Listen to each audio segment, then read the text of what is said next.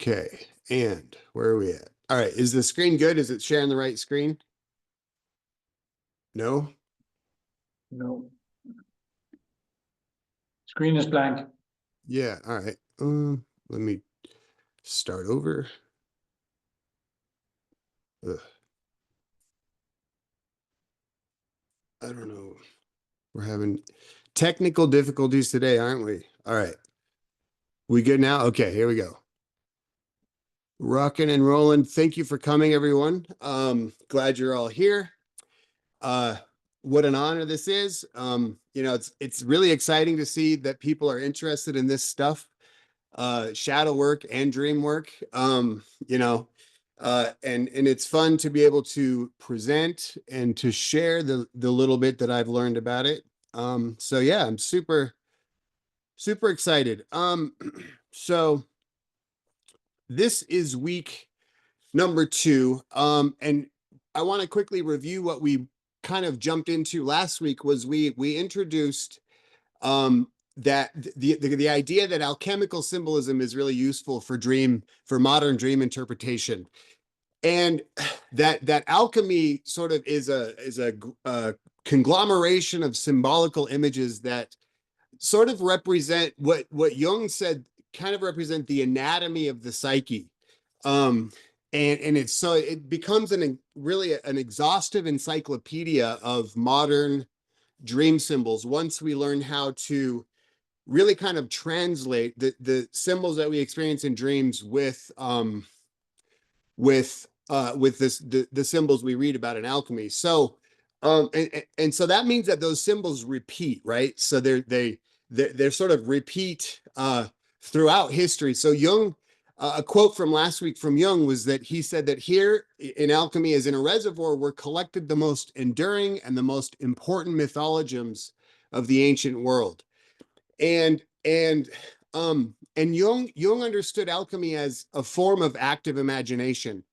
And if you're unfamiliar with the term or the phrase active imagination, I would invite you to go, if you're interested, you can look at the videos on my website or on my YouTube for chapter 13 of the book. I spend 5 or 6 slides there really kind of breaking down what Jung meant by active imagination and kind of how it works. So the other thing we talked about last week was the strangeness of the landscape that we encounter in the dream world as well as in alchemy, right? And really what takes place here is that the rational world is kind of left behind. And so oftentimes these symbols will have they'll sort of kind of they kind of morph into one another. One image may be representative of another image. They might be kind of symbolizing the same thing. And so it's really important to be thoughtful when we approach our dreams and the symbols that we encounter in our dreams, because the meaning, they're representing things to us. The dreams are sort of symbolic images of psychological contents that have yet to become conscious, that we're yet to become conscious of. And so which means that very often we'll sort of understand the symbols and sort of the metamorphosis that the symbols are experiencing long before we realize what that means for us personally in the waking world. Which goes to show that these symbols, in a way, are sort of living their own lives. That's what Jung said about the archetypes, that they're sort of these dimly conscious entities that are really engaged in their own spiritual adventure behind the realm of consciousness. So keep that in mind. The other thing that we talked about last week was I introduced the anima and the animus, which are personifications of the unconscious, right? The anima represents the female element of the unconscious, and a cis man like myself, and likewise the animus is a representation of the female unconscious for a cisgender female. So and in 2009, I sort of had my first sort of experience with the anima when I wrote a poem called, and in this poem, this female image emerged. It turned out her name was Thalia, which I learned after the fact. And because of the fact that this image really stuck with me for many years, even a decade, that there was a certain numinosity that came with this image. And I didn't know what any of this meant. With all of these active imaginations, these poems, these images that I'm presenting to you, I want to really emphasize the fact that when they were occurring to me, I had no clue what they were in reference to, or what it could have meant. I hadn't read Jung before. You know, psychologically, I was in no place to understand Jung anyways. So it's pretty interesting to just keep that in mind. So today what we're going to do, and so I talked about the anima sort of from this kind of reductive aspect that she had appeared in response to a fight that I had with my mother. And today we're going to kind of lean deeper into the idea of the anima, and hopefully look at more of the archetypal undertones of that image. So, and I want to emphasize too, for people who might be new this week, is that these ancient symbols and texts are useful for interpreting our dreams because, as Jung says in this quote, the psyche doesn't change, right? The psyche sort of stays static over sort of the course of human history. What changes is consciousness, right? So this is what Jung says. Unlike consciousness, the underlying human psyche hardly changes at all in the course of many centuries. Here, a truth that is 2,000 years old is still the truth today. In other words, it is still active, alive and active. Here too, we find those fundamental psychic facts that remain unchanged for thousands of years and will still be unchanged thousands of years hence. From this point of view, the recent past and the present seem like episodes in a drama that began in the gray mists of antiquity and continues through the centuries into a remote future. This drama is an aurora consurgens, the dawning of consciousness in humankind. And, you know, so I think that the thing to keep in mind here is that Christianity is about 2,000 years old, right? This sort of Christian perspective that we have, you know, inherited. All of us who are born into the West really fall into this. And then, but alchemy is also about 2,000 years old. And I want to remind us all of something I said last week. And this really becomes kind of almost like a thesis for everything we're going to look at. The quote is this: alchemy was rather like an undercurrent to the Christianity that ruled on the surface. It is to this surface as the dream is to consciousness. And just as the dream compensates the conflicts of the conscious mind, so alchemy endeavors to fill in the gaps left open in the Christian tension of opposites. In other words, alchemy in the real world served the purpose of sort of a mirror, a reflection to compensate the collective consciousness, you know, from the gaps that were left in it from this hyper sort of masculine Christian world. Right. And then and alchemy is the undercurrent. It's the same thing that is taking place in the dream world for us. It's a reflection of that. So in other words, what our dreams are doing, they're going to be compensating our spiritual life, our spiritual program, whatever that is that we're living in the real world, in the waking world. So, and repetitive motifs such as we find in alchemy and that repeat in our dreams are characteristic of archetypes, archetypal symbols. Our dreams are repetitions of ancient symbols, right? And any recurring dream image. So there's, you know, images of deities, the sun, the moon, stars, beings of the opposite sex, an old man, an old woman, a body of water, a river, fish, mountains, babies, dirt, trees, animals, weather patterns, death, birth, the list could go on and on. All of these are archetypal images. And when they occur to us in our dreams, we want to really take them very seriously and ask ourselves what they might mean to us, right? At the end of alchemical studies, Jung gives us a really interesting hint about how we can begin to understand what our dreams mean. One of his patients had a dream where there was the image of an eagle was flying overhead. And there was this man and his friend were speculating about what that image of the eagle could mean. Could it be could it be reflective of Carl Jung? And they sort of fell on this interpretation that yes, the eagle probably symbolized Carl Jung. And when Jung's patient brought this interpretation back to him, Jung basically said, no, that's not at all correct, right? And this is what he said, that in the image of the eagle in the dream is actually representative of an eagle. And that the way we want to begin to interpret this dream is to study the history of eagle symbolism, right? So we don't want to like overthink this stuff, right? We don't want to kind of hyper rationalize. We don't want to inject our subjective meaning, right? The objective psyche is speaking to us objectively. So it's interesting that an eagle represents an eagle. So then we have to ask ourselves, what is the symbolism of an eagle? Last week, I had sort of recommended or suggested that a good place to start with this could be using AI, right? Like I could go to ChatGPT and type in, what is the symbolism of an eagle?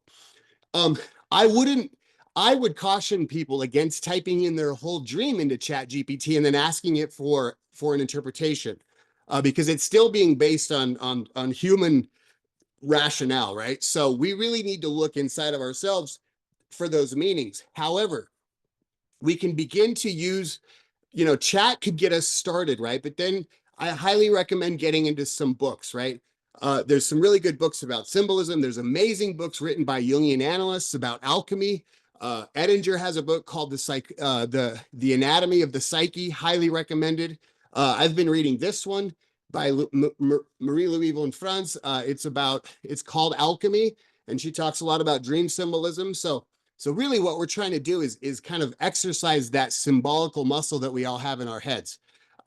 So I'm going to read this statement from Jung. Sort of, it really struck me because it tells us, even when we've burned our lives to the ground, right, as we have in the 12 steps, and that's why I have calcinatio here, right?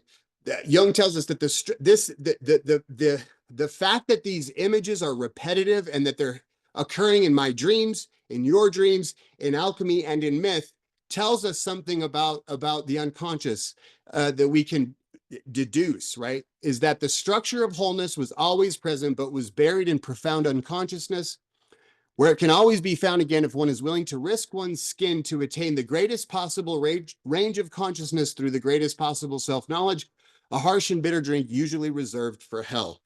And we're gonna talk about that bitter drink a little bit later today. But Jung here alludes to the archetype of wholeness, right? And this kind of goes back to something I introduced last week, that the psyche is going to sort of try to move us towards wholeness by erupting into consciousness. And it's going to do that on one hand through our complexes, right? Jung told Bill Wilson that Roland Hazard's craving for alcohol was the equivalent on a low level of the spiritual thirst of our being for wholeness. So that happens through those complexes, those compulsions, right? But there's another way that the unconscious is always trying to talk to us and give us information and help the ego to grow and expand, and that's through these symbols and through the symbolical world. So our dreams are serving the same purpose as our complexes, right? And in shadow work, and I want to say this because this has become super apparent to me recently, is that shadow work, such as we do in the 12 steps, that we do with the sponsor, that we do with the therapist, is only part of the equation, right? That shadow work is a necessary beginning, but that there's another, and that's the bitter drink, right? But that there's another aspect of this growth that comes through us through analyzing our dreams and beginning to live the symbolic life. This class, number 2, could be titled The Divine Feminine, Sophia. I call her Sophia because, but she goes by many names. So we hear about Isis, Mary, Eve to a certain extent, all the divine feminine images. Sophia is meaningful for me in terms of alchemy, and I'll try to explain why. So I want to point out this image right here, though. First, this drawing that comes from an ancient text. I don't know which one, but it was shared by Jung. And I just want to point out the symbolism here. So we have this feminine, she's clearly divine because she's wearing a crown. And a crown would be a symbol of consciousness, whereas the feminine is a symbol of the unconscious. So this image represents a conjunction of the opposites, right? We have the 12 stars that are sort of forming a halo around her. That would be representative of the zodiac. And so what we see here is sort of the night sky, right? As well as this kind of whole complete picture, right? Now, Sophia, this image, she's standing on the moon, which is so she represents the she represents the moon, right? She goes also by the name of Luna. And then I want to also point out that she's standing in front of the sun, right? So that there's actually, so what we're witnessing here is an eclipse. And and I just want to really kind of embed this image in your mind, because this alchemical image is one that repeats very often in our dreams. And this is the one that's I'm sort of building up to this image the way it sort of repeated in my own psyche and through my own dreams. As we venture into the unconscious, we're going to encounter characters of different genders, and that's important to pay attention to, right? Because the differing genders will represent different things to us individually. So Jung said that the psyche is neither male nor female. So these different renditions of the unconscious in these different forms, these different masks or costumes, is going to be representative of different things for every person. Very often, or typically, entities of the opposite sex are reflections of the deeper unconscious, while entities of the same sex that we are, depending on what kind of trouble they're causing, will actually be reflective of the shadow, or deeper, or the self, right? But very often in the beginning of our dream work, they're going to be reflective of the shadow. So you'll notice, like for me, there's always this like this strange man who's about my age, who's basically my peer, and he's always causing massive trouble for me in my dreams. That's the shadow. So the anima and the animus are typically will be represented by entities of the opposite sex, sort of in of a divine character of like old man, old woman, stuff like that. And I do want to point this out too, that Jung was really approaching this stuff from kind of a heteronormative perspective. But Jungians have done some work in the since then that have really gone to show that within the dreams of individuals, the dreams are going to be really reflective of our own individual world, our own individual identity, right? So for every person, regardless of their sex or their sexual orientation or whatever it is, we will all we all need to piece through our own dreams to figure out what the images are that are coming to us. And we'll find that they fit. They will fit for us individually. When we went through shadow work and we went through my book, The Shadow of a Figure of Light, we examined quite extensively the role of violence in myth. That I mean, basically in every slide, in every session, not in every slide, but in every session at least, we really touched upon it, right? As we explored the problematic relationship between the ego and the self, we read and we saw that the experience of the self is always a defeat for the ego. And very often in myth, that's sort of symbolized through violence, right? And in dream, it's the same thing. As we saw last week, though, there's also a certain sort of sexual energy that runs through these symbols as well.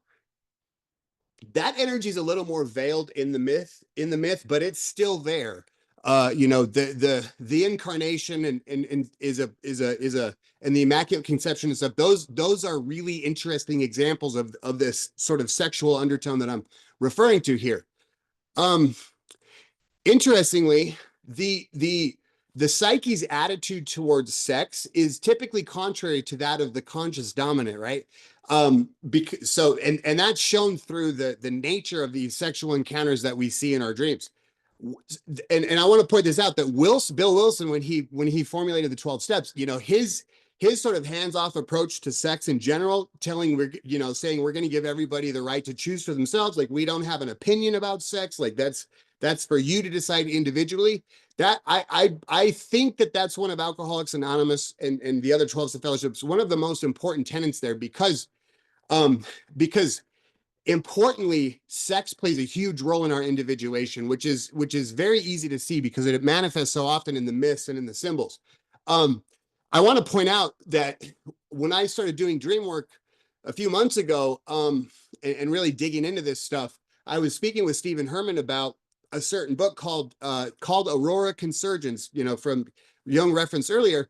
And it was written, probably by Thomas Aquinas, who was like a 13th century priest, Catholic priest. So he was not a sexual being. He was a priest. So he was not doing that. And Hermit, Aurora Consurgence is sort of this big alchemical text, and it talks about these symbols, et cetera, except it lacks the sexual element, right?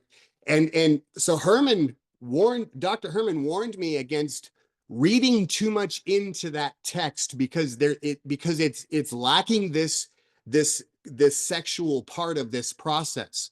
And so, I want to bring this up because if these images are coming in the dreams and they're of a sexual nature, that doesn't make them less meaningful. It actually makes them, I would suggest, more meaningful. So I'm going to read this from Jung, and Jung he's here describing the sexual attraction that often occurs between angels and human beings in myth, right? And in alchemy. So that's what he's referring to directly here. And this is what it says.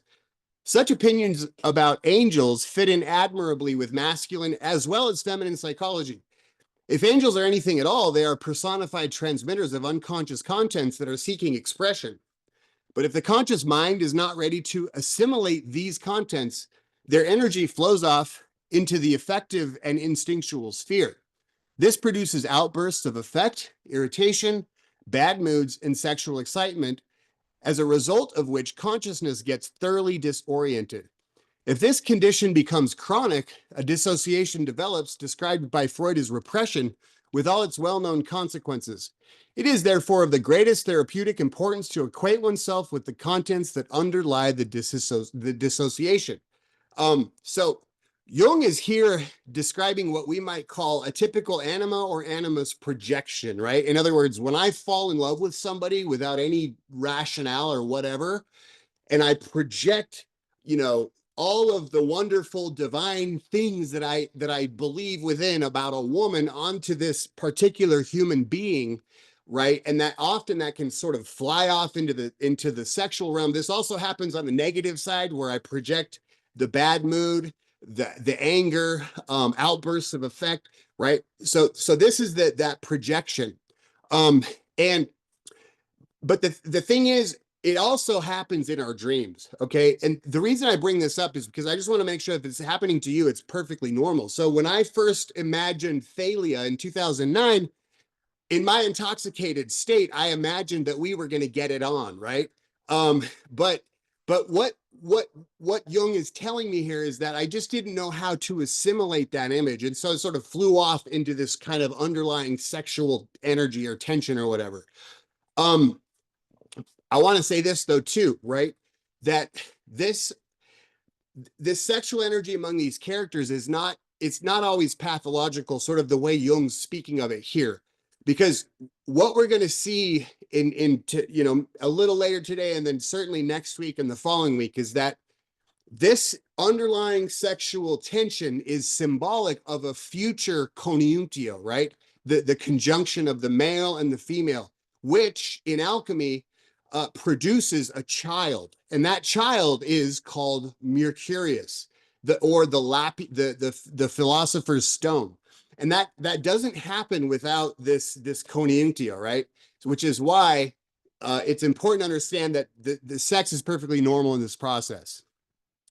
Now, turning back to my myth and this sort of sequence of dreams that I'm really building up to here, right? We had to do this in shadow too. We had to lay the groundwork for many weeks before we could get into the really good stuff. That's sort of what we're doing here, is trying to establish some context for all of this weird imagery. So Thalia occurred to me through active imagination in 2009. I got sober in 2013, and yet the memory of this divine muse stuck with me. And there was always this sort of subtle urge that I had to re-explore through poetry and to sort of find out more about this weird thing that had occurred to me. But I had no notion of Jungian psychology at the time. By 2019, so 10 years later, I'm sober for a while now. And I've picked up Joseph Campbell again. I've read a bunch of his books. I'm highlighting my books. I've started to write a little bit, but just a long ways off from thinking I would ever publish a book. And I started reading Carl Jung around this time as well. And then finally one day I was just like, screw it, because I had this nagging sensation. I was like, all right, boom. So I sat down, I opened my computer, and I wrote a poem. And it was a long form poem. And I'm going to share with you the imagery that emerged through this poem. So, and I'm not going to share the poem with you because I'm not a poet, but the images are very important, and they're archetypal. So this is it. As before, she, meaning this divine feminine character, descended from on high, but this time as the mother in heaven who had been banished to the earth by God the Father, or Yahweh of the Old Testament. She had spent countless eons painting the cosmos. All the starry wonders we see through our telescopes are her works of art. The Father had grown envious of her love and devotion to her art, and in a fit of rage that is not uncommon for that self-proclaimed jealous God, he sent her to earth, trapping her in matter as punishment. Labeling her the whore of all the earth, he erased her name from the holy books, and as a reminder of her suffering, set the moon in the sky as a mirror through which she is forced to witness the evils wrought upon the world by her male children. So, that is the image that emerged. And once again, Thomas Aquinas in Aurora Consurgens says, a man knows when he is being moved by the Holy Ghost. And I'll tell you, when I wrote this poem and this sort of little story, this little narrative developed, I was fascinated by it. And it turns out I'm learning now, and I would learn years later, that the psychological implications of this particular poem are really important. What as always, when this poem occurred to me, when this image occurred to me, I didn't know how to interpret it. But like I said, it was really kind of imbued with this numinous sort of, like, I read it to Ming and I read it to some friends, and but I just didn't know what else to do with it. But I was like, wow, this is really interesting. Jung says that alchemical symbols will often emerge in the psyche of individuals who have no notion of alchemy. I'm going to read that again. Alchemical symbols will often emerge in the psyche of individuals who have no notion of alchemy. So I'm going to try to show you that this particular image of this divine feminine is a particularly poignant example of Jung's statement. This is what I'm learning now. So first of all, I was inspired to call this poem God's Folly. And incidentally, the Gnostics, so remember, alchemy grew out of Gnosticism. The Gnostics around right around the time of Jesus, and while Christianity was being developed, the first few centuries of the first millennia, they would refer to such a folly as well. And this comes out of one of Jung's books. I think it's Alchemical Studies. He says, the Greek word enoia translates to folly, madness, or lack of understanding. It is derived from the prefix a, meaning without, and nous, meaning mind, intellect, or thought. Thus, enoia literally means without mind or lack of reason. And so right off the bat, like this, I mean, even the name, I was like pretty, like it kind of struck me. But the parallels of this myth, and some of you probably recognize this already, but the parallel goes much deeper than that, right? Because this whole image, right, is really a repetition of a Gnostic mythological motif that's centered around the divine feminine character known as Sophia. But when I wrote this poem, I had no really, I mean, I had heard the name Sophia, but only in a super kind of perfunctory sense. I had no idea anything else about it. And I never mentioned Sophia in the poem because I just didn't occur to me. But the story's the same. And depending on which version you read about this myth of Sophia, she was the divine feminine who was lost from heaven. She falls down to earth and she gets herself trapped in matter or physis. And we could read any number of these texts. Jung goes through a bunch of them. So does Ettinger. And you basically will get the same gist of the story that I present in God's Folly. Now, this is the thing. The alchemists thought that it was their duty to free this world soul that from its shackles and matter, right? The alchemists were trying to free the soul of matter. This is what Jung says. The Sophia figure is feminine in nature, an anima mundi, the feminine physis who longs for the embrace of the one, the monad, the good and perfect, the nous. She is the divine soul imprisoned in the elements, whom it is the task of alchemy to redeem. Now, all these myth pictures represent a drama of the human psyche on the further side of consciousness, showing man as both the one to be redeemed and the redeemer. The first formulation is Christian. That's that sort of one that's happening in the daylight. The second, alchemical. In the first case, man attributes the need of redemption to himself and leaves the work of redemption, the actual athlon or opus, to the autonomous divine figure. In the latter case, in alchemy, man takes upon himself the duty of carrying out the redeeming opus and attributes the state of suffering and consequent need of redemption to the anima mundi, or the world's soul imprisoned in matter. So now what we're going to try to do is really parse this out from a psychological perspective. But what we have here is an interesting way, I think, to conceive of this, that what Jung talks about, how there's two types of redemption, right? In the first case, man needs to be redeemed. In the second case, man needs to do the redeeming, right? When I go through the steps the first time with a sponsor, basically what's happening is I'm the one being redeemed. But when I go and take somebody else through the steps, then what I'm trying to do is free or unlock that sort of inner divine image in them. I'm trying to help them discover the higher power and sort of free it from its shackles. Interestingly, I think there's a few of Wilson's statements. The one is deep down in every man, woman, and child is the fundamental idea of God, as well as the other one that in the last analysis, it was only there deep down inside that he may be found, or that she may be found, right? Those are sort of alchemical or Gnostic ideas. And so it tells me that what we're doing here in the steps is really similar to alchemy. It's an underground reflection of what's taking place in the world of light. I'm going to take a few slides and quote Jung, that where he looks at the psychological implications of this myth, both, and this applies to me as well as to the collective, and hopefully you can find some meaning for yourselves in there as well.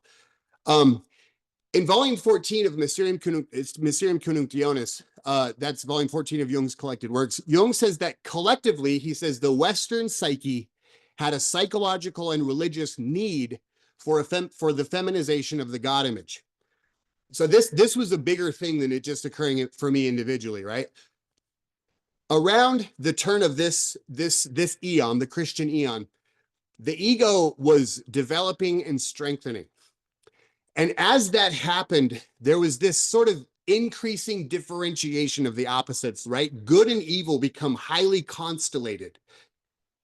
This is the dualistic world that defines the modern brain, right? This is where we live, is in this hyper dualistic society. The only reason we talk about oneness so much is because we don't have it. Naturally, as the ego becomes stronger, it fixates more on rationality, right? It needs more and more order, more and more rationality. And in terms of the symbology that we're exploring, the male symbols, such as light, spirit, consciousness in contrast to unconscious. The sun, the king, the lion, the eagle. Those are all images. Those are all male symbols, right? And and and these become more and more powerful, more and more profuse. In so much that now there's this thing called the Trinity, which three is itself a male number, right? A masculine number. Uh, uh, Odd numbers are masculine, even numbers are feminine. So the Trinity is an all male club of deities, right? So the whole thing is just this hyper masculine society. Uh, then what happens is, and I'll just essentially what happens, I'm going to read this. Well, let me just say this. So the world becomes increasingly dominated by men and male symbols and power, right, to all of our detriment. And only recently has the tide begun to shift. For in addition to the Catholic Church's own capitulation to a growing demand for a feminization of the God image, with the Assumption of Mary, in modern dreams and fantasies like mine, this feminine figure has begun to reemerge as a powerful figure that begs for our careful attention. This is what Jung says. Only in 1950, after the teaching authority of the Catholic Church had long deferred it, and almost a century after the declaration of the dogma of the Immaculate Conception, did the Pope, moved by a growing wave of popular petitions, feel compelled to declare the Assumption as a revealed truth. All the evidence shows that the dogmatization was motivated chiefly by the religious need of the Catholic masses. Behind this stands the archetypal numen of feminine deity, who at the Council of Ephesus in 431 imperiously announced her claim to the title of Theotokos, God-bearer, as distinct from that of a mere anthropodicus, man-bearer. And so, essentially, then what Jung is telling us here is that, we've talked about an antiodromia, right? That pendulum that swings back and forth, back and forth. So this swing to this hyper masculine now has started to sort of descend, and now hopefully sooner than later we're swinging back over to a more feminine conception. And so the poem then, as well as the myth in general, represent the unconscious response to the conscious dominant, right? Which is Christianity in general. The emergence of the myth of Sophia in the beginning of the Christian eon is an unconscious compensation of the growing dominance of ego consciousness. But it also tells us that we might, this really defines what we could call very carefully and tenderly what I would call men's issues. Now, that's a loaded term anymore, and I think most people talking about men's issues don't really know what men's issues are. Some of the greatest psychologists in the world that I've read about men's issues don't ever quite get into the meat of the matter because it's such a nebulous thing for us to understand. It's so difficult. It literally requires a journey into the unconscious. But I'm going to do my best to unpack it today. Jung says that the state of relative unconsciousness in which man found himself, and which he felt to be painful and in need of redemption, was reflected in matter and accordingly dealt with in matter. So what this means is that for men in particular, and I hope the women will stick around, there is a version of this for women. I promise you. I'm not super familiar with what it is. I've been exploring my side of the street in this, but I think it's meaningful for all of us, at least to figure out how we go about parsing this stuff out. So for men in particular, our sort of brand of unconsciousness is really revealed in this myth. And it betrays a problematic situation that is important for us to address. This and I'm going to be speaking from my own personal experience here. When I wrote this poem, I was in this problematic situation, just swimming in it with no conception of it at all. Interestingly, I want to point this out too. Edinger points this out, that science is really sort of driven by this myth of Sophia, right? That physicists, astronomers, mathematicians, chemists, right? they're sort of searching for the secrets of matter. There's what and what, at least for the male contingent, right? They are searching for the divine that's become lost to them, right? They think it's hiding in matter. This projection is still happening. Edinger thinks he postulates that in a couple of centuries, that what we consider contemporary science will be understood by future scientists as nothing more than an archaic myth. That it's because they're still dealing in transcendence that cannot be defined. They just use different words for them, like energy, atom, nucleon, nucleus, whatever, all that stuff, wave, particle. It's all still a very sort of mythological structure, and it's based on the myth of Sophia. So the myth that I wrote down, this God's Folly, was a compensation in my psyche in regards to the lack of the divine feminine in Western psychology, but it also is reflective of my own psychology at the time. Jung studied Gnostic myths for truths about the unconscious and the process of individuation, right? And he would deconstruct these myths and say, and point out what this or that is a symbol of. And I want to try to do the same thing with this myth of Sophia for me, as it sort of makes sense for me today. So this is what Jung says. According to the Gnostics, the feminine figure of wisdom, Sophia, was cast out as a bait into the darkness. In this way, the masculine element, the ego, escaped the danger of being swallowed by the dark powers and remained safe in the pneumatic realm of light, while Sophia, the unconscious feminine, partly by an act of reflection and partly driven by necessity, entered into relation with the outer darkness. The sufferings that befell her took the form of various emotions: sadness, fear, bewilderment, confusion, longing. Now she laughed and now she wept. From these effects arose the entire created world. So Jung's commentary on this imagery of this myth of Sophia helps us piece together what this means for us psychologically, individually, right? For the male psyche, the feminine element has been banished into the unconscious. And along with it have gone all of these emotions, I think, and many more that Jung refers to: sadness, fear, bewilderment, longing, confusion. Sophia now, this unconscious feminine, weeps from the darkness, and yet as men, we are typically unaware of her presence, right? And I love what Jung says here. I mean, he's going to get into this deeper. So, but what has been banned too, like what goes along with the feminine, right, is men's ability to relate to one another on an intimate level, as well as to relate to other to females as well. So the baby went out with the bathwater. In order to protect itself, the ego, I mean, as it's growing in strength, it's like, oh, we got to get rid of that stuff. And yet these myths bubble up that say, hey, I'm still here, right? You haven't gotten rid of me. I'm just lurking beneath the surface.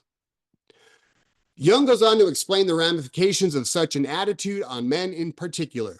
This is what he says. In such a state, a man soon loses touch with reality. His spirituality becomes ruthless, arrogant, and tyrannical.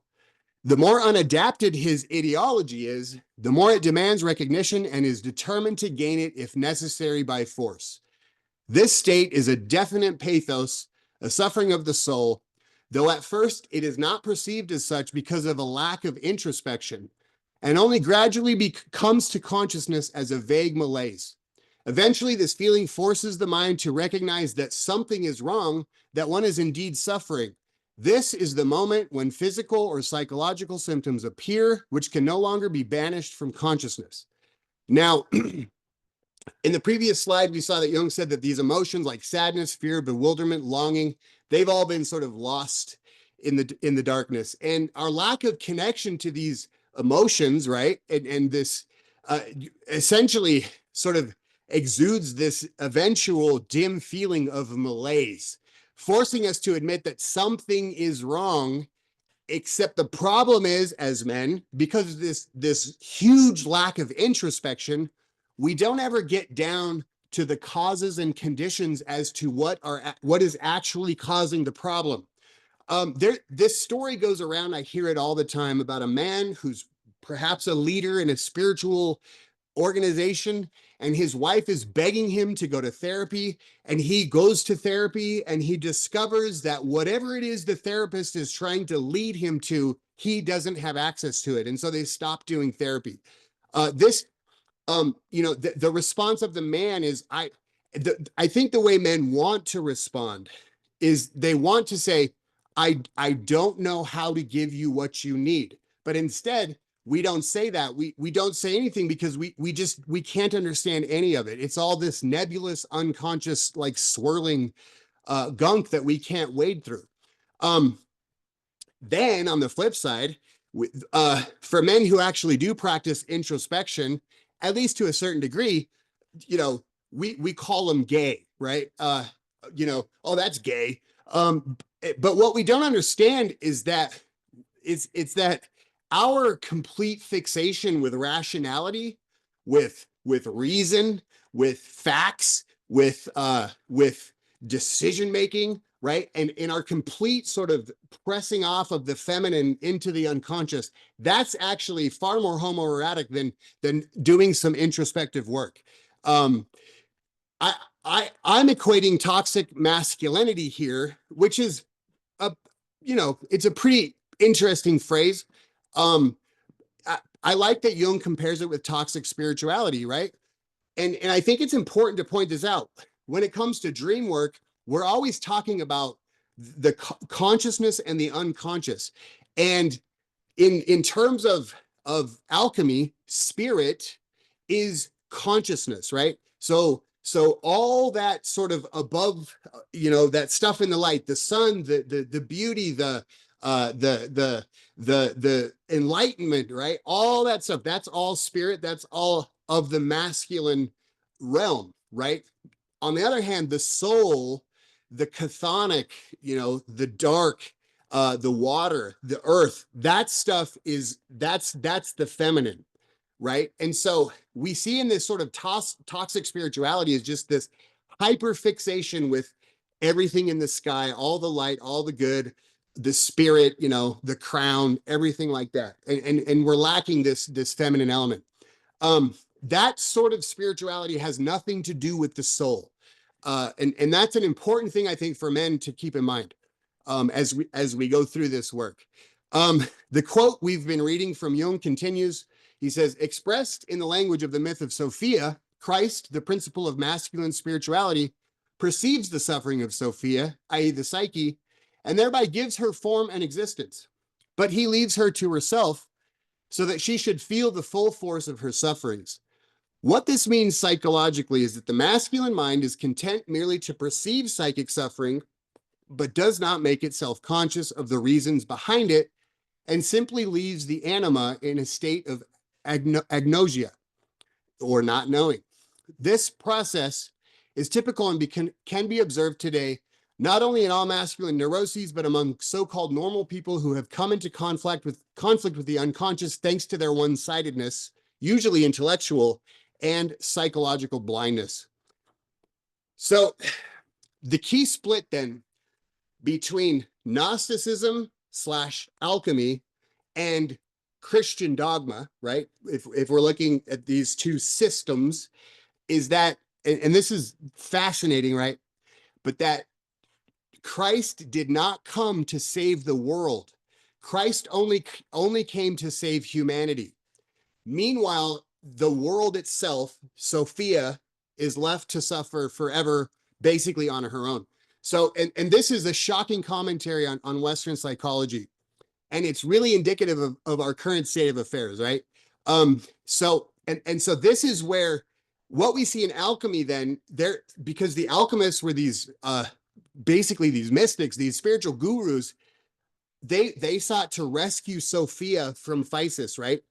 And what this says is that they were trying to sort of individuate from the ecclesiastical system, and they were trying to have a deeper transformation.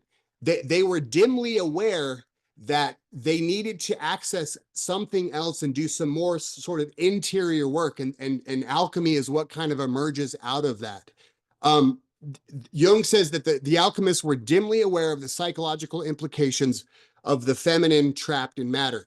Now, for my own myth, I guess, when this is exactly where I was when I wrote down this second poem, God's Folly. Um, my own psychological growth, my own spiritual growth had stagnated quite a bit. I mean, I was doing my best, but I was doing all the things in the program.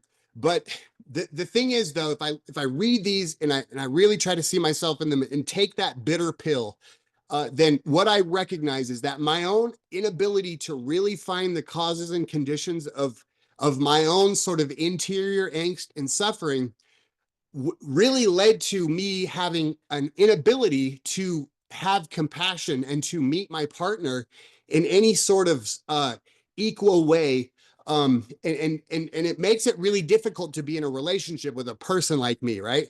Now, I want to be clear. There's um, I think that this sort of psychological state, I think it's very common, first of all.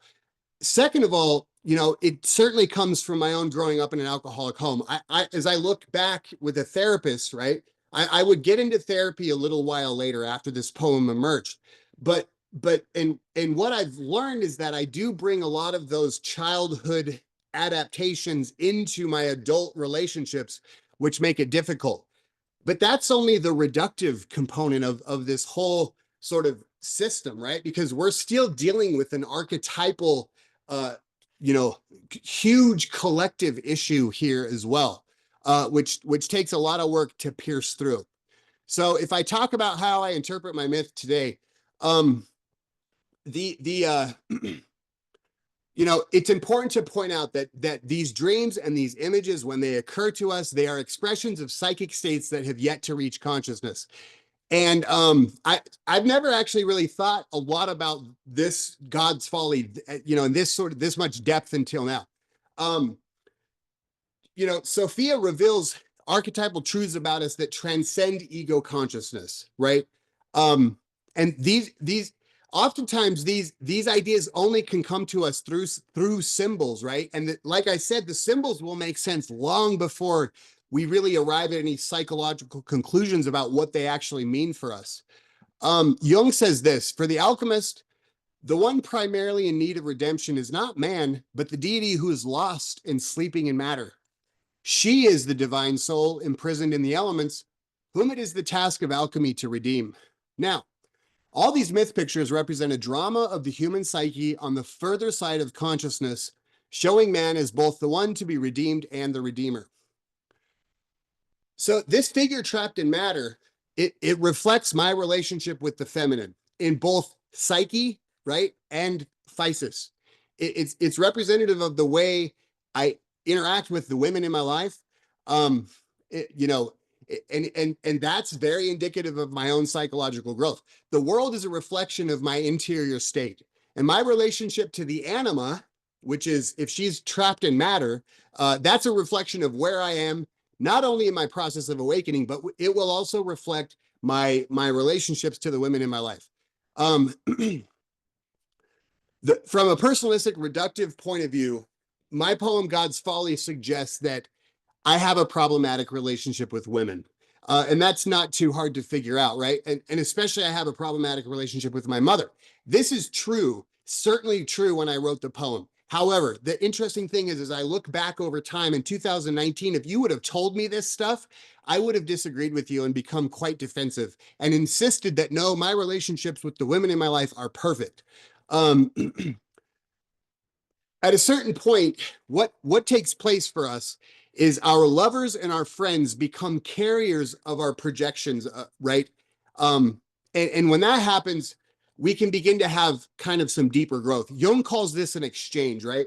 So what essentially, like I had a dream in particular where my mother and father of real life were there sitting on a couch behind me, and meanwhile, I was sort of cuddling with this other mother and father, right? They were old people, and I was laying there sort of weeping on their laps, and Ming was there too on the couch with me in this dream.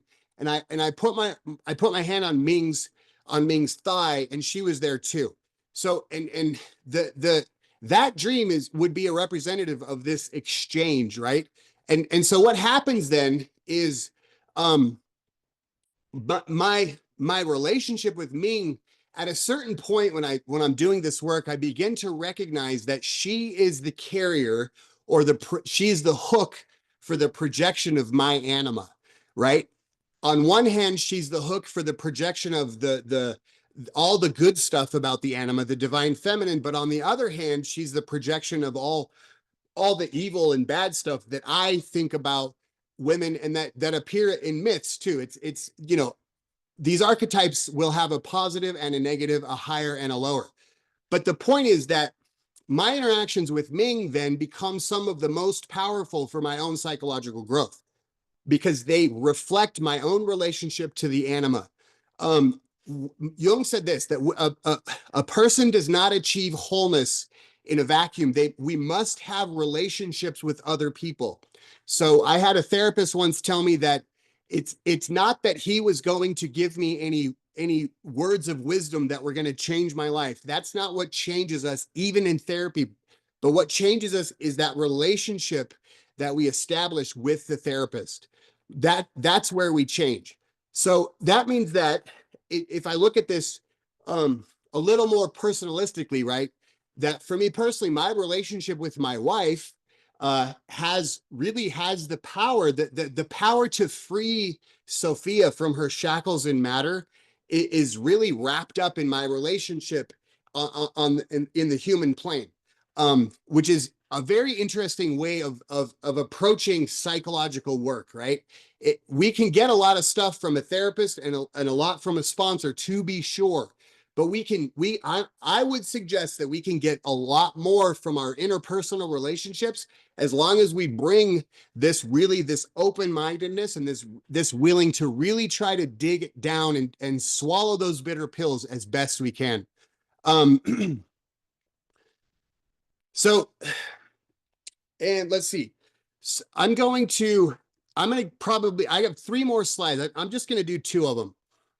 So we can try to keep as much time as we can for questions. So, but I need to introduce at least one dream, right? So God's Folly, I wrote it in 2019.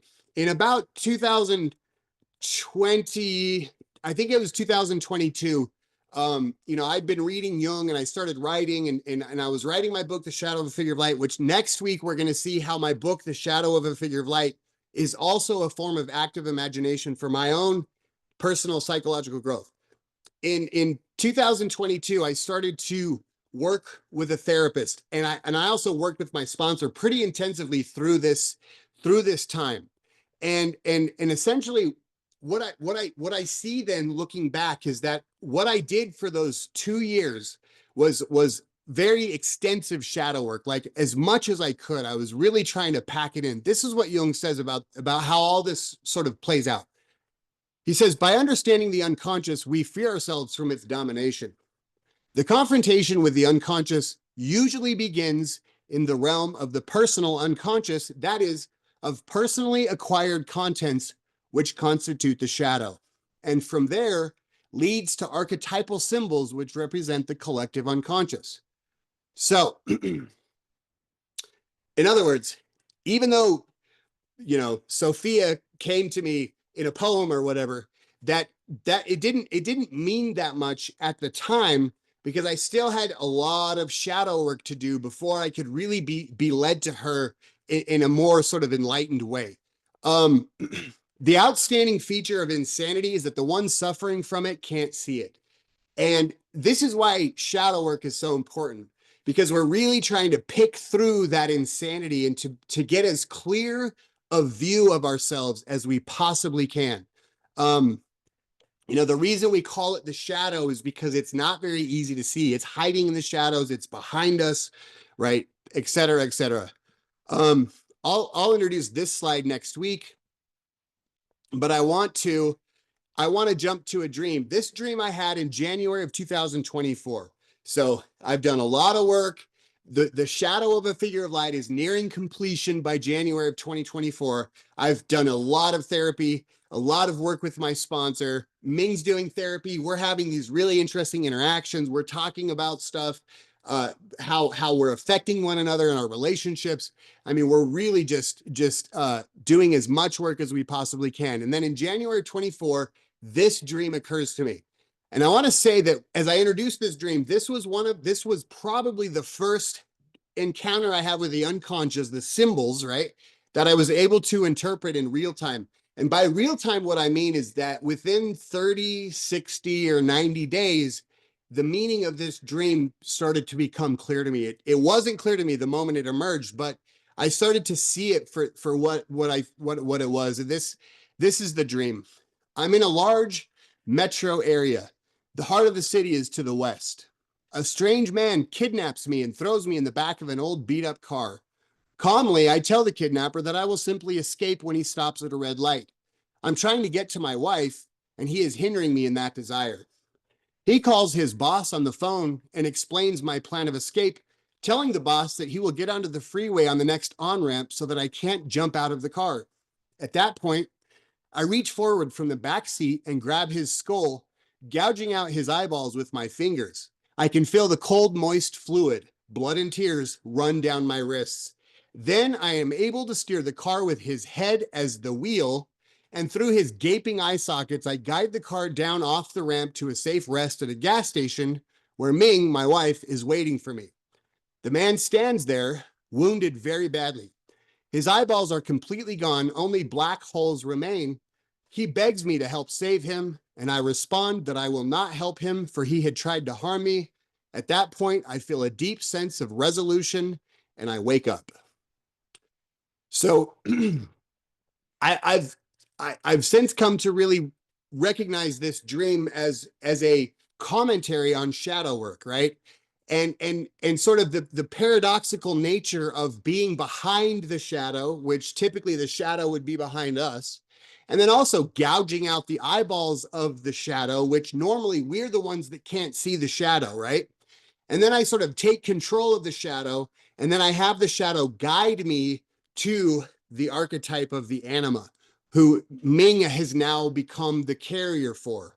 So this dream then is sort of a commentary, I think, on the state where I was in my own sort of shadow work, right? And also very interesting is that around this time, you know, typically in a dream, if I gouged out somebody's eyeballs, I wouldn't feel satisfaction or resolution. I would probably feel disgusted and like, ah, but but but what begins to happen is after we do some of this really hard interior work is that the nature of our dreams will change, and then violence in the dreams begins to feel, it's like it's solving problems, right?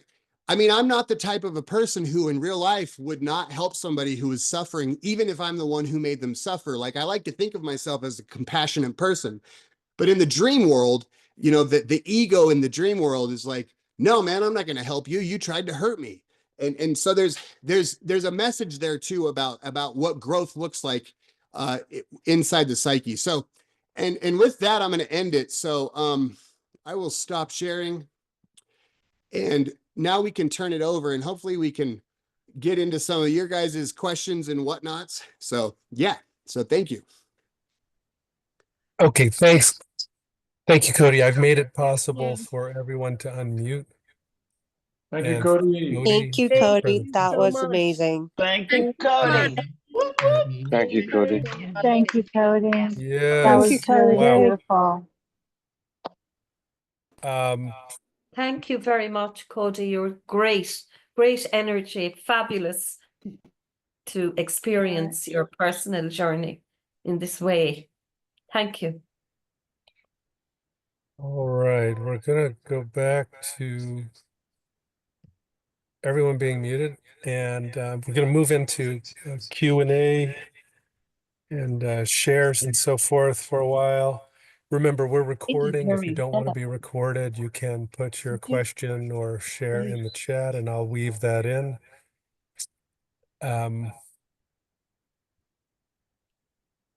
Let's see, who's my first hand? It's Gail. Come on in, Gail. Thanks. Oh, I thought there was a hand up before mine. Thanks so much for this, Cody. This has been fantastic. Yeah, interestingly enough, I've been having a lot of really interesting dreams since our session last week. And I've been trying to record them down. So the one that stands out the most for me is the one where I visit my doctor, and the doctor prescribes me sex 3 times a week. Um, and yeah, actually, like, you know, with him, he's like, he instructs me to come for an appointment 3 times a week, and I have to keep this to myself and not tell anyone about it. And there's you know, there's like people whispering and gossiping in the villages, right?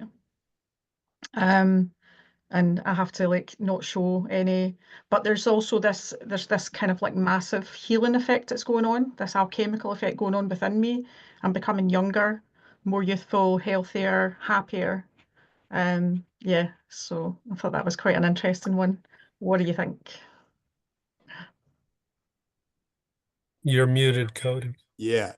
So I think it sounds very interesting, and just there's so many avenues to look into, right? I don't know how, I don't know sort of what role kids play in our dreams. Although I might suggest that perhaps that is a version of your younger self, you know, in a good way or a bad way. I mean, I want to be careful not to get I mean, because I can't interpret anyone's dreams, right? It's such a personal thing, but I think that you know, again, like what kind of like stands out is that this the psyche has a very interesting conception of sex and the way it you know, because if my doctor, I mean, I'm a freak, but like for most people, I think if in real life, if their doctor were to prescribe sex 3 times a week, they might be a little put off by that.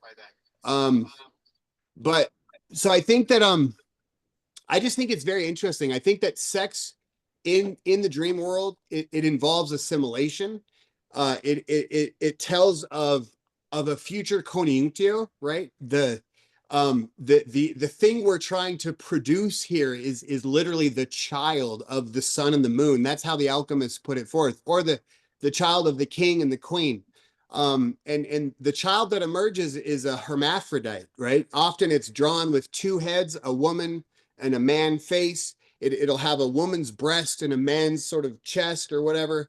It's just, they're wild. This conjunction of the opposites is what the psyche is sort of moving us towards. So, you know, it's very interesting what it could mean, you know, for you, whether it's compensating something or whether it's complementing you, and you know, it could be either, right? Depending on where you're currently at in the path, is like, what is the psyche telling me? What sort of messages am I trying to uncover from these interesting encounters? So thanks for sharing that. I love it. Thanks, Cody. Thank you. Hanlon. Hello, my name's Hanlon, and I am an alcoholic, and I'm on CPC with cooperating with professionals, and I was wondering what you thought of Murray Stein's discussion of your work, because as I remember, he sort of said, you know, particularly the way you're doing today, you know, you're based on real research, you know, and real discussion.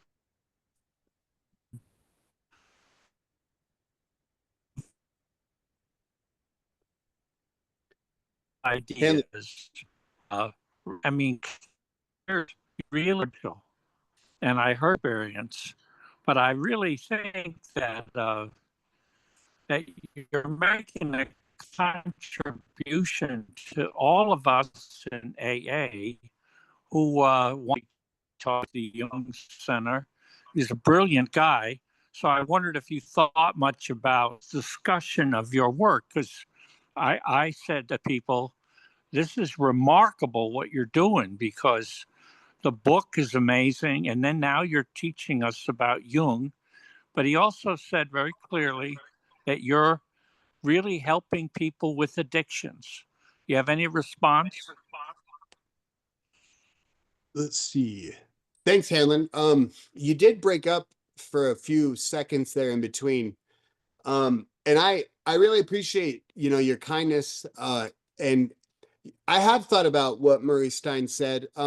You know, and what I'm referring to is the blurb, and I don't know if he had discussed it somewhere else. If he has, I would sure be interested in seeing that. But that his response in the blurb, which is on the back of the book, says something to the effect of approaching alcoholism and addiction not from a sort of reductive neurophysiological perspective, but from a deeper, more archetypal perspective. And and I, I didn't know what that meant when he wrote it. But with doing these presentations and just more research that I've done, I've begun to sort of piece out what I think he meant. And I think the point is that it's because I'm like really adamant about this. I'm only reporting what I'm seeing in the 12 steps. And what I think is taking place, that's the 12 steps. We are not looking at alcoholism and addiction from this reductive perspective. You know, the main message in AA, when I go to AA meetings, for example, is no matter what happened to me in my childhood, none of that matters. That's not why I'm an alcoholic, right? And then we talk about we do talk about this phenomenon of craving, which I think is interesting and interesting to debate and talk about. But that underlying that even itself is this sort of archetypal need for connection with a higher power. And so that's the key, I think. I'm working with a guy who's new again, and I'm just fascinated by the fact that when he does slip up, he has a spiritual experience, and just the fact that just everywhere I look now, when I see intoxication and the use of drugs and everything else, it's always around this kind of mystical, like, this is going to get me closer to God. This is why I'm doing it. And really, underneath all of it is this archetypal need for union with God. So it's really a fascinating look at, this spiritual journey that we're on. So that would be how I would comment. So thank you, Hanlon. I appreciate it. Thank you, Wesley. Yeah, thank you so much, Duncan, and the rest of the service team. Thank you so much, Cody, for your presentation. I have a question. I've been having this dream about money, and it's kind of repetitive. So yesterday, I dreamt about this woman who was having some money. Okay, I'm Kenyan, but in the dream I saw that this money was in dollars, or like it was either dollars or sterling pounds, and then she was pointing the money towards me and she was smiling. So could you kindly let me know what that means? Thank you. I wish I could. Um, you know, it's very interesting. I think in terms of money, if that were my dream, I think I would equate the money thing with vocation. And because, like, so for me, for example, I often so in real life, I do rain gutters. It's a form of construction. We put the troughs on the side of the roof where the water flows in and then it flows away from the house. And the other day I dreamed that I was installing golden rain gutters. And so I think the message there, which it's a lot to kind of pick through, but that there's something there that has to do with my own vocation, right? And how through my spiritual vocation I'm relating to the world.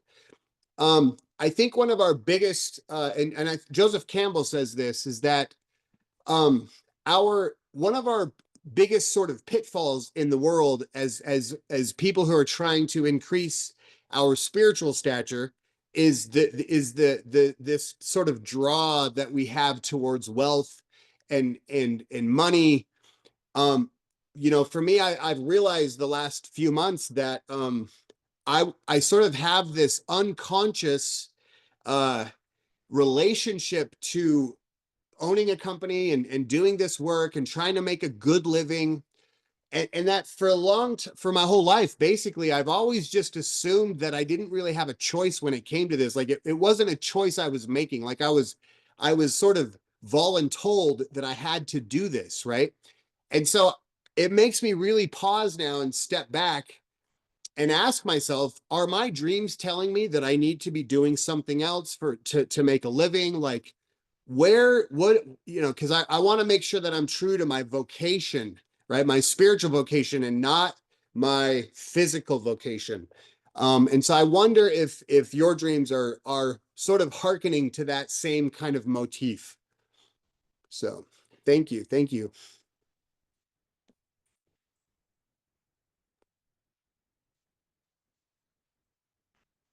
Hi there. Patrick, come on in. Hey, Patrick. Thank you, Cody. Wonderful presentation. One observation and then one dream. The observation is on the issue of alchemy. That we're told in the big book that we turn the lead of our past. We do not regret our past nor wish to shut the door on it, into the gold of recovery, which we then share freely with anybody who wants it going forward. That for me is an alchemical process. And that came up in your when you were presenting right now. So the dream is in the bowels of a mountain. I'm in a convoy. And in this convoy, there are several cars. They are the employees of the clinic that I used to work in. I was the commercial director. I was with my employees. And the other guy was the medical director and all his employees. And there was a lot of tension in our relationship. And we were traveling within this mountain in the darkness for several days. And we were going from village to village in the mountain, in the bowels of the mountain. And he was concerned with getting applause and adulation and recognition. And I was concerned with getting my people safely out of the mountain, and especially in protecting and ensuring that a 10-gallon container of pure water was protected and replenished. And this went on for several days. And there was one day, there was bread being baked, which I found really good. And then on another day, I met my brother and he said, "Are we going to get a good deal in this tavern?" And I said to him, "We're all getting the same deal across all generations." And in the end was this memory and this focus on this pure water. It needs to get out with my team out of this mountain safely. So any comments on that dream? Yeah, I mean, that dream is teeming with alchemical symbolism. So the water is a big thing. So, and I've had similar dreams about water. Actually, one of the dreams I had was that I was also in the mountain, and there's a river of like pure water running through the mountain, and I was trapped in the water for a while. And then I was able to, I got out of the water and I started climbing up on this ledge, and then I was able to clip into like a little like silver bolt. So I think that the motifs are similar here. There's certainly something to be said about being inside of a mountain. I think that represents the journey inward. Getting into sort of, under the earth, right? So it's definitely a feminine symbol.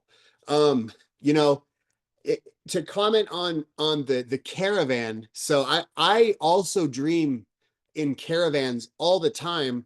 I'm all like in my dreams though, it's always like me and like a bunch of people who I think I know, and we're always kind of going on like a tourist walk, you know, like either through a museum or whatever.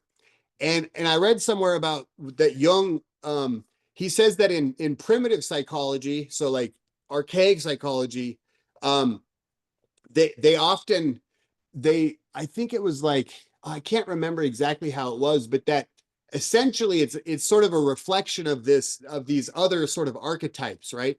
The archetypes that are kind of accompanying us throughout this journey. So I think that's also interesting, and just the you know, the trying to guide people through, you know, I think it's all this sounds very interesting. I would say if I were to comment on really any of these dreams, it's that what I find for me is that the dreams are really telling me sort of where I'm at in this journey, right? And what I'm doing, and they're giving me hints about things that I need to be more conscious of. And so as the meaning of the dream unfolds, then I'm making the unconscious conscious, right? It's giving form to that thing that it appears to me that wants to have form. So I feel like in this particular instance, there's a lot of commentary on this sort of archetypal journey inward, you know, and the fact that we're in this together, and stuff like that. Very interesting stuff. I would recommend, you know, getting into Edinger's book, psychology, his Anatomy of the Psyche and stuff, because what Edinger does in that book, which I find to be highly useful, is that, you know, in alchemy, there was like, I don't know, 7 or 10 sort of phases, right? There's calcinatio, solutio, coagulatio, sublimatio.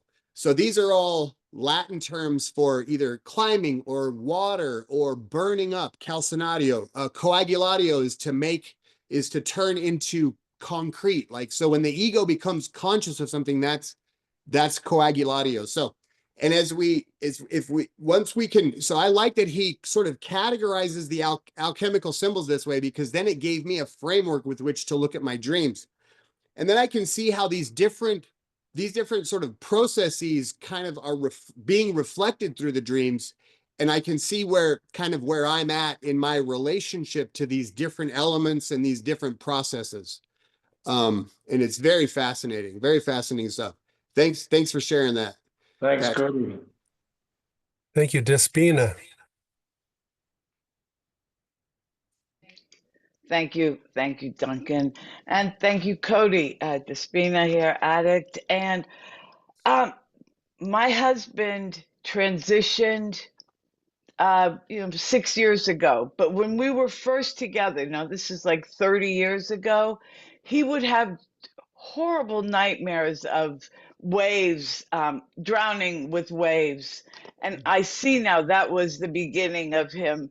I look at it as giving up his white male privilege when they transitioned. So when I think about those dreams or those nightmares that he had, it really was kind of a prelude to what was coming. Now, for me, last week, during this whole thing with the chat going on, this is political, but I had a dream. It was the night before your last session. Pete Hegseth snorting cocaine. Now, what the hell would that mean? It was the strangest. It was the strangest thing. And so something like that, how do you interpret that? So yeah, thanks for sharing. Yeah, it's interesting. I talked to a friend just the other night who had similar dreams of giant waves coming and just sort of inundating him. And then he would later, he would really suffer with like depression and stuff like that. And it was pretty clear that that was a symbol, for at least for him, of this sort of inundation in the unconscious, which is, you know, it's not a bad thing necessarily, right? It's just the unconscious is just trying to get our attention in one way or another. Regarding the dream about Pete, he, if I remember right, he's the head of the military or something. Yeah, yes. Yeah. So like the way, and I don't know exactly what that specific sort of office would represent, like for you or for me. But I think, like, so for example, for me though, now, like if I dream about Donald Trump, whether I support Trump or not, it's really the psyche doesn't care which side of the Right. aisle I'm on. Yes. Yeah. But it's a representation of the king, right? So, and the king then, in terms of alchemy, is a representation of the conscious dominant, right? And so, or the ego, specifically the ego, the driven ego. And so in alchemy, then the process very often is that the king sort of needs, so we read in one of the chapters, in one of the presentations about the king who comes out of the castle and he tells his people, get me some water. And he ends up drinking way too much of the water and he gets swollen, right? So that's sort of that whole inundation thing, right? The sublimatio.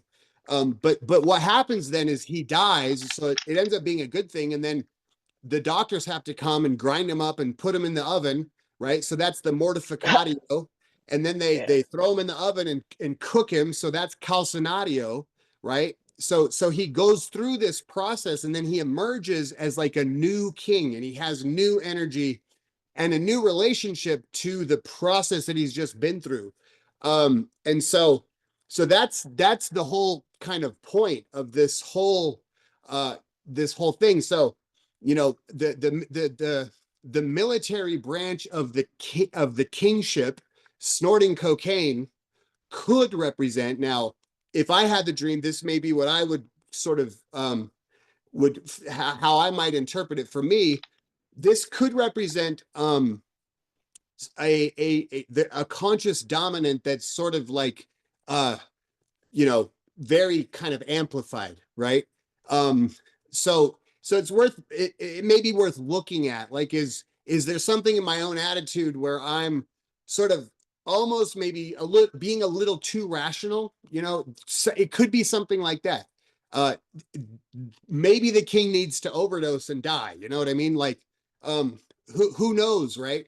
And the fun thing about these dreams, as well as these symbols and all this, is that we can engage with them through contemplation or meditation. So you can always ask this figure who he is, what is he doing, what is he trying to tell you, what is your relationship to him, you know? With all of these images, by all means, we can engage with them through imagination. So, and that's active imagination. So thank you, Despina. Thanks for sharing. I really appreciate it. Thank you. Kat. Thanks so much, Cody. Really enjoyed that. I don't really know quite what my question is, so I can express this. The best dreams that I've had have been, you know, there'd be a new mode of transport, there'll be a new taste, a song even, a character I haven't seen before, and some kind of ability, some kind of mission, and some kind of a precaution, and different relationships, say, with a key person in my life. Like in this one, my father showed up very differently and our interaction was very novel. There's a new symbolic figure. So it's obvious that this is a new kind of phase in my life, because I had never dreamed of being on a boat before. And then you mentioned being in a canoe. And I had this idea, I had this, so I guess my question is about, so I was basically, it's kind of a shadow catcher, like a strange dream where I was in this river and I was using these flippers, and it was bigger than a canoe, but I wasn't to put my hands in the water because then I would forget. It was about, you know, I had to wear the flippers to sort of help this. I was many characters in the dream to sort of help propel the boat in conjunction with another aspect of myself. But I've never dreamed about water, and this was very dark water. It was very, yeah, I guess what I'd like to know is how to sort of engage more. If you have any ideas about how I can I haven't really tried active imagination success. Done a little bit, but yeah, I don't know. It's just a completely new area, you know, with all of the taste, the song, the landscape. It's a whole different thing, and I'm just curious if there's any techniques or guidance about really engaging with all of these aspects. Sure.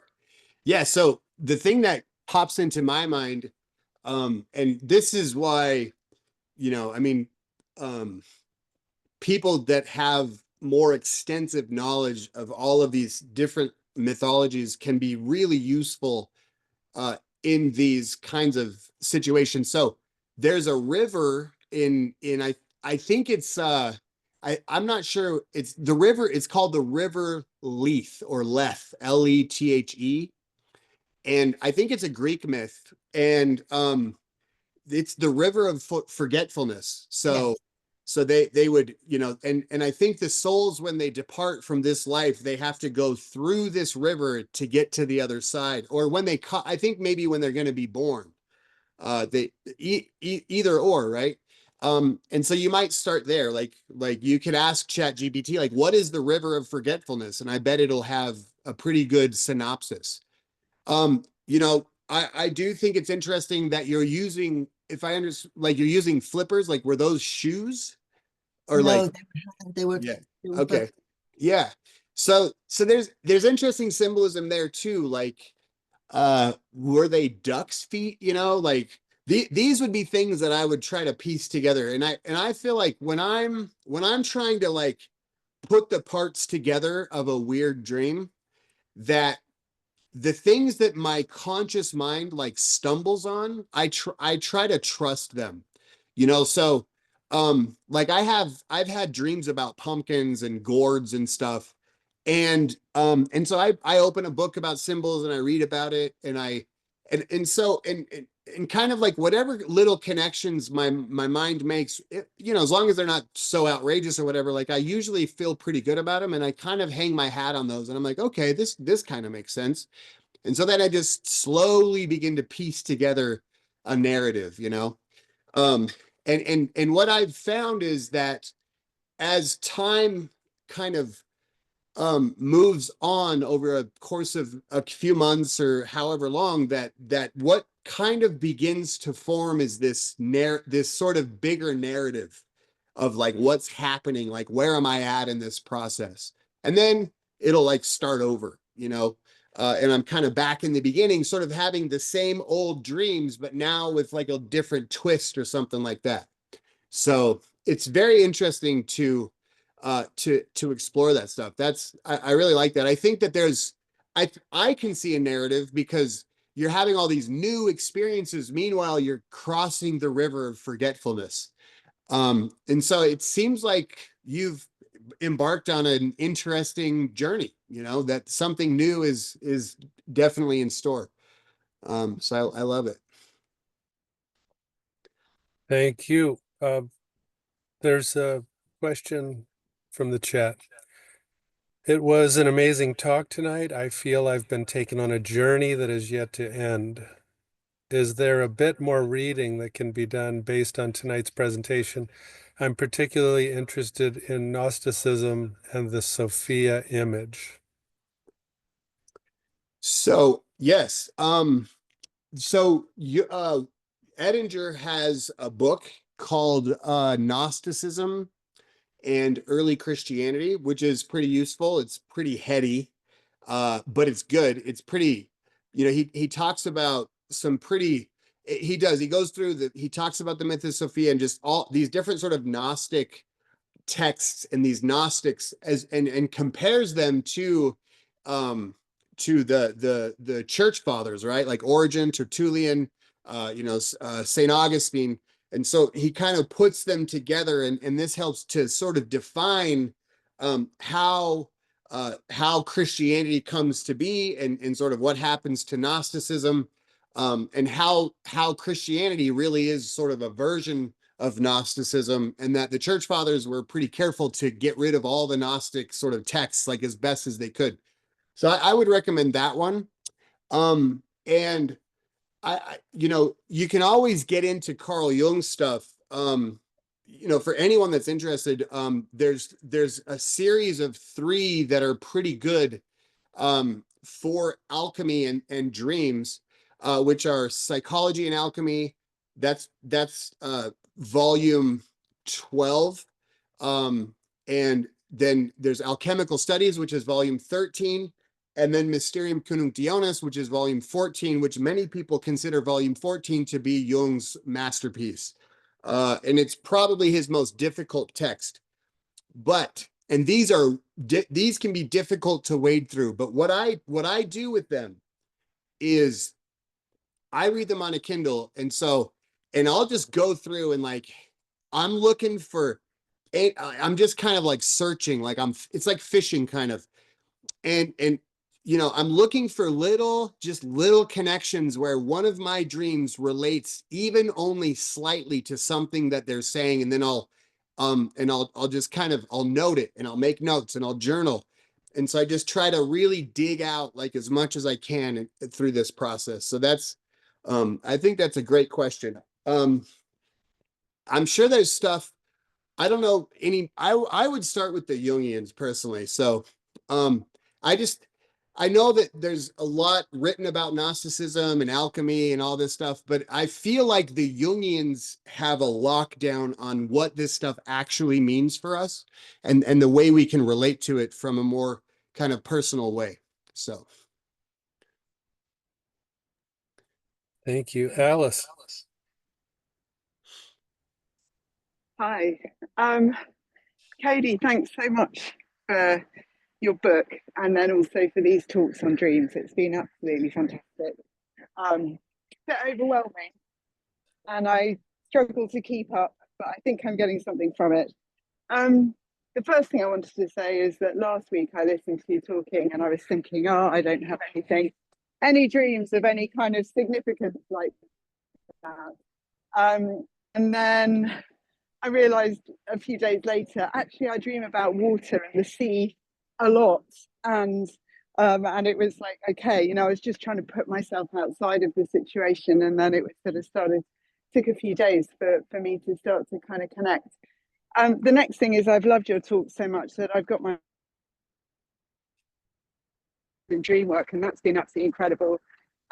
We've only started working together recently, but I'm starting to explore some of the symbols, which is great. But I think the thing that I want to just ask about is I've always been terrified of my dream life because it's been very, very alive and vivid and active since I was, you know, as long as I can remember as a child.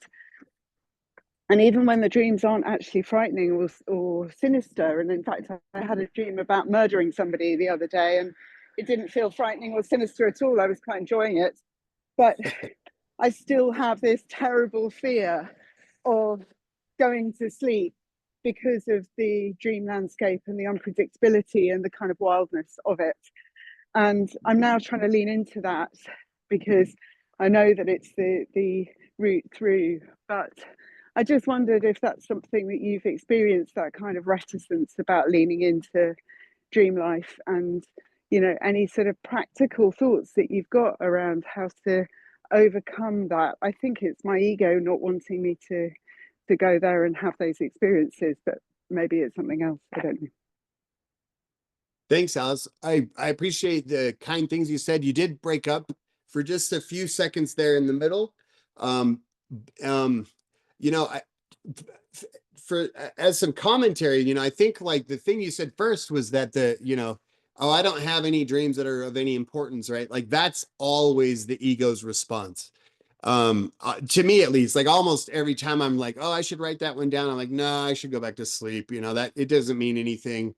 And I'm grateful that I've captured the dreams that I have because some of them are really, really meaningful. I think that the experience of having scary dreams is very common.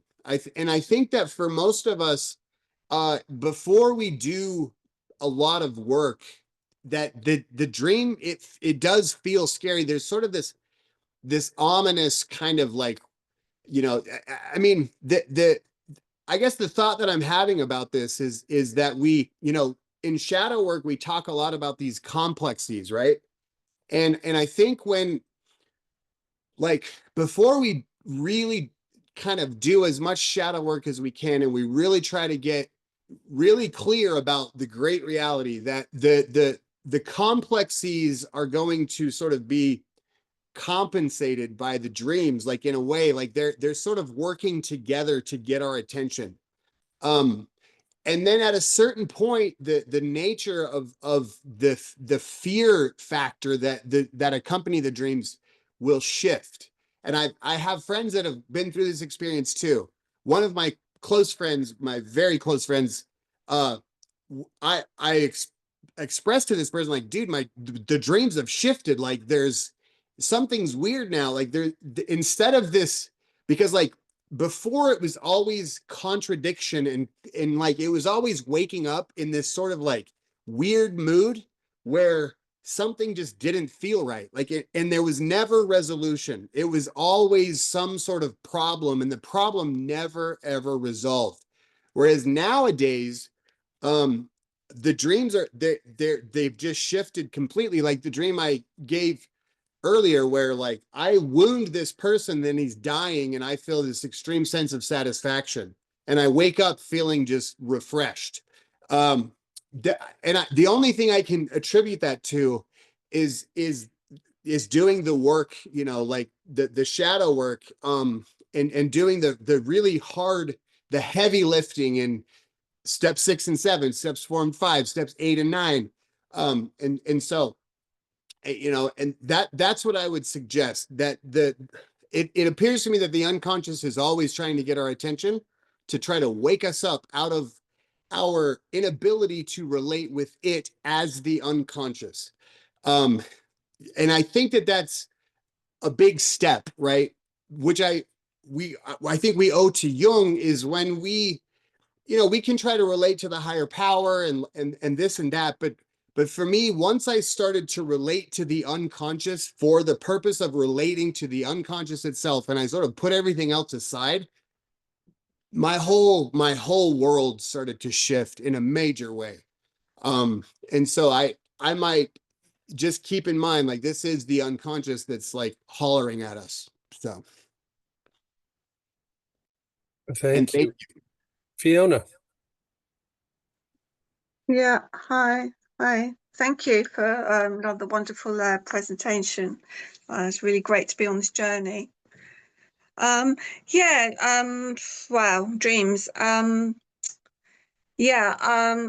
Just it's a lot. So anyway, the first dream I was going to say is I had this dream that this woman was going to stab me, kill me. She was going to stab me in the head.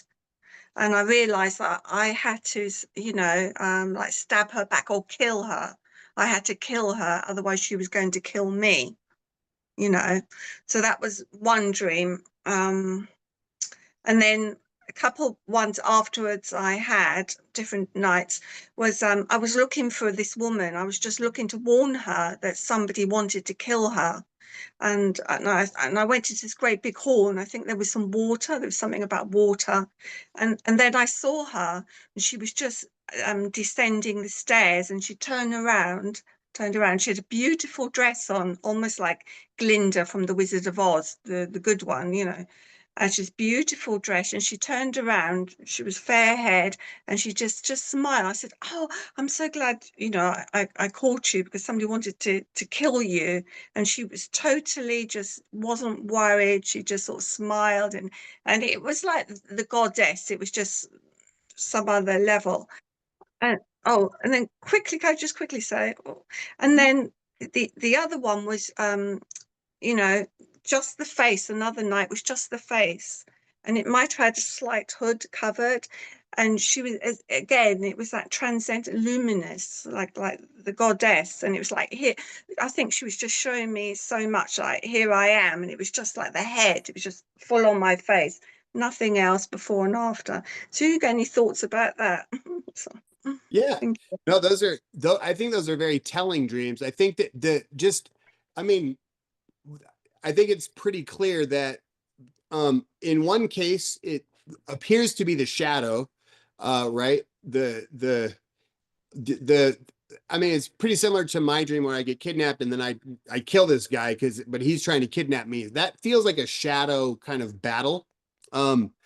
And then I think the other dreams from like a feminine perspective, from a female psyche, is really probably a reflection of the self, you know. So that which is a very interesting symbol, you know. So if a man were to dream of these feminine figures this way, that was this sort of divine, that would be, I believe, a manifestation of the anima. But I think for you, this is a reflection of the self.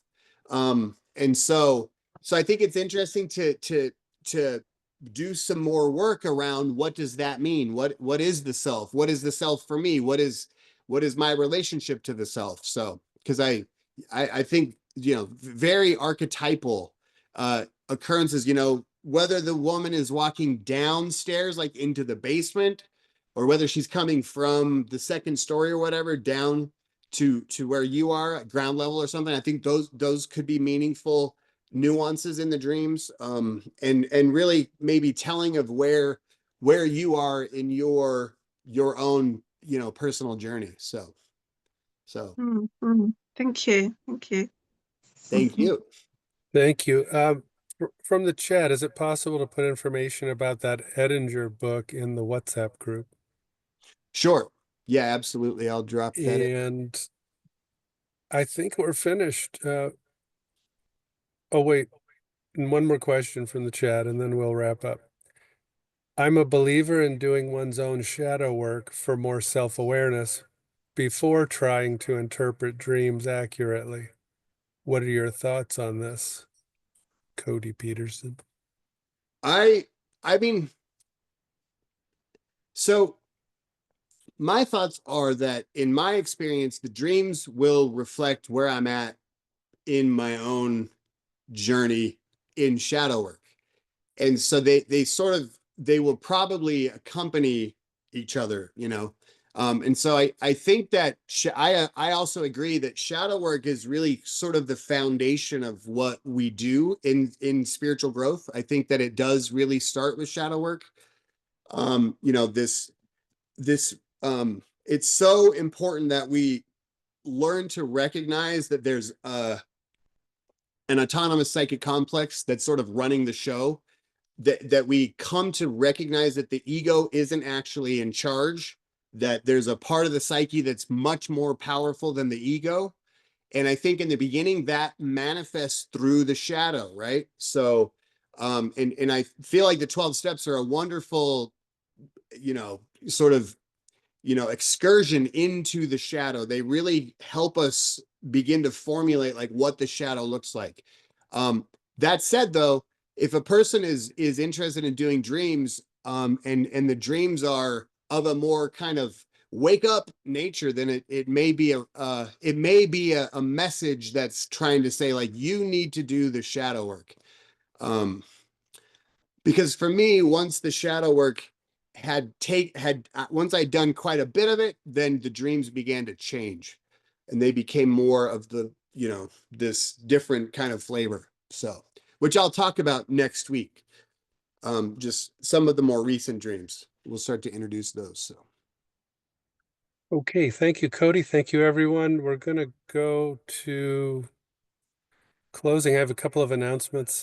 Cody's presentations are being posted on his own website at cody-peterson.com and on Friendly Circle Berlin on the WhatsApp groups.